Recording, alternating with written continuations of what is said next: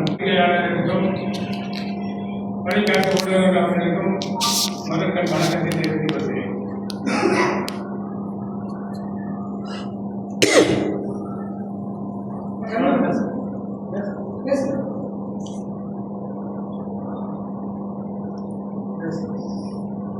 தற்போது சபரிமலையில் தங்க திருட்டுக்கு நடந்துள்ளது. இந்த தங்க திருட்டுக்கு உட்கொண்டவர்கள் கேரளா கம்யூனிஸ்ட் கவர்மெண்ட் திருவாங்கூர் தேவசம் போர்டுக்கு சேர்ந்த அத்தனை அதிகாரிகளும் அங்கு பூஜை செய்யும் பூசாரிகளும் உட்பட இந்த தங்க கொள்ளைக்கு உடன் இருந்திருக்கிறார்கள். இது சம்பந்தமாக இந்த அகில உலக ஸ்ரீ தர்மசாஸ்தா ஐயப்பா மிஷன் ஆசிரமம் கடந்த 50 ஆண்டுகளாக செயல்பட்டு வருகிறது. 2006 சபரிமலையில் ஒரு நடிகை சுவாமியை கொண்டதாக ஒரு புகார் வந்தது. அது பொய்யென நிறுவனம் செய்தது இந்த அகில உலக ஸ்ரீ தர்மசாஸ்தா ஐயப்பா மிஷன் ஆசிரமம்.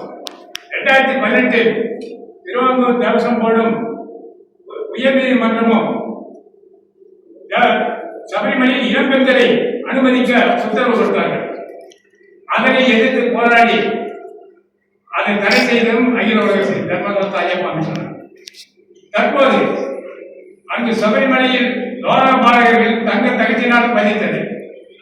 அந்த சமயம் 1998 விஜயமல்லையாவால் 55 கிலோ தங்கம் கொடுக்கப்பட்ட சமயம் நான் அங்கு உடன் இருந்து பார்த்திருக்கேன். அந்த தங்கத்தினாலே அந்த கோயில் மேல் கோபுரத்துக்கு தங்க தகடு பதித்தது. லோராபாலகர்கள் தங்க தகடு பதித்தது. அந்த 18 படிகளுக்கு தங்கம் முலாம்தான் பூசியது. அது மட்டுமல்லாது அதற்கு முன்பே கோவிலுக்கு அபிஷேகம் பண்ணக்கூடிய தங்க குடமும் தங்க தட்டு யோக தண்டம் தங்கத்துல அப்புறம் மறுபடியும் திரும்பி துளசி மாலைன்றது தங்க துளசி மாலை. இது அத்தனையும் இதற்கு முன்பே செய்து வைத்திருந்தது. தற்போது அந்த எல்லாம் களவு போயிருக்கிறது. இந்த களவு போனதற்கு தேவசம் போர்டு அதிகாரிகளும் அங்கு உள்ள பூசாரிகளுமே உடந்தையாவார்கள். ஆகையால் இந்த தங்க திருட்டினை கண்டித்து அகில உலக ஸ்ரீ தர்மசாஸ்தா ஐயப்பா மிஷன் ஆசிரமம் சார்பாக இந்தியாவில் இந்த அத்தனை ஐயப்ப பக்தர்களை கொண்டு ஒரு மாபெரும் போராட்டம் நடத்த உள்ளது. அது மட்டும் அல்லாது தற்போது அந்த நிகழ்வுக்கு கண்டித்து 1 கோடி கையெழுத்து ஒவ்வொரு மாகாணத்தில் இருந்து பக்தர்களை கொண்டு கையெழுத்து அனுமதி கையெழுத்து வாங்கி ஜனாதிபதிக்கு பிரதமருக்கும் உச்ச நீதிமன்றத்திற்கும் அனுப்பி இந்த தேவசம் போர்டை கலைத்து புதிய நிர்வாக குழு அமைக்க வேண்டிய ஏற்பாடு செய்யப்பட்டிருக்கிறது. அந்த புதிய நிர்வாக குழுவில் இந்த தமிழ்நாட்டில் இருந்து கேரளாவில் ஐயப்பனை பற்றி தமிழ்நாட்டுக்கு தெரியப்படுத்தினது நாடக கலைஞர் நவாப் அவரால் தான் சுவாமி ஐயப்பனை பற்றி தமிழகத்திற்கு தெரிய வந்தது.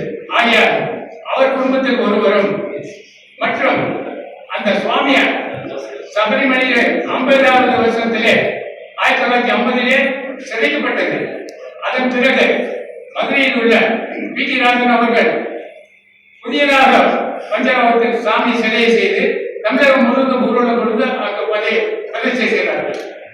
அதன் பிறகு சுவாமி ஐயப்பன் படம் எடுத்து மெரினார் சுப்பிரமணியம் அவர் தமிழ்நாட்டுக்காரர். அவர் அந்த வந்த வருமானத்திலே அத்தனையும் பம்பையில இருந்து சபரிமலை வரையிலும் ரோடு போட்டு மக்களுக்கு வசதியை செய்து கொடுக்கிறதுக்கு காரணமாயிருந்தவர். ஆகையால் அவர் குடும்பத்தில் ஒருவரும் மற்றும் சுவாமி ஐயப்பன் படம் எடுத்து அந்த படத்தினை உலகமெல்லாம் தெரியப்படுத்தின அத்தனை பேருக்கும் உதவியாக அவர்களை கொண்டு ஒருவரும் பாடல் வெளிச்சீட்டு பெற்ற பாடல் பாடிய அறிவராசனம் கே.ஜே. ஜேசுதாஸ் அவர்கள் பாடிய அந்த பாட்டு சபரிமலையிலே நடை சாத்தம் பொழுது வெளிவருகிறது.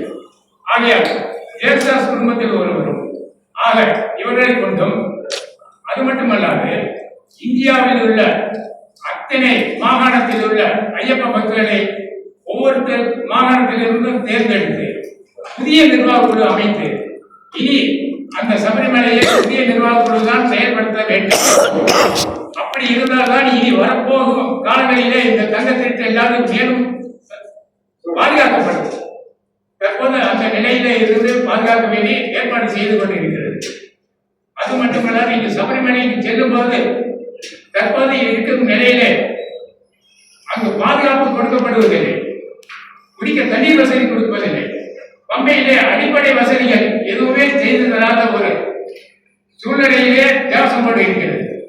கோடிக்கணக்கான வருமானம் பணம் வருகிறது. ஆனா அந்த பணத்தை செலவு பண்றதுக்கு அவர்கள் விடுவதில்லை. இந்த கம்யூனிஸ்ட் கவர்மெண்ட் கடந்த 2 மாதங்களுக்கு முன்பு மாநாடு போட்டாங்க.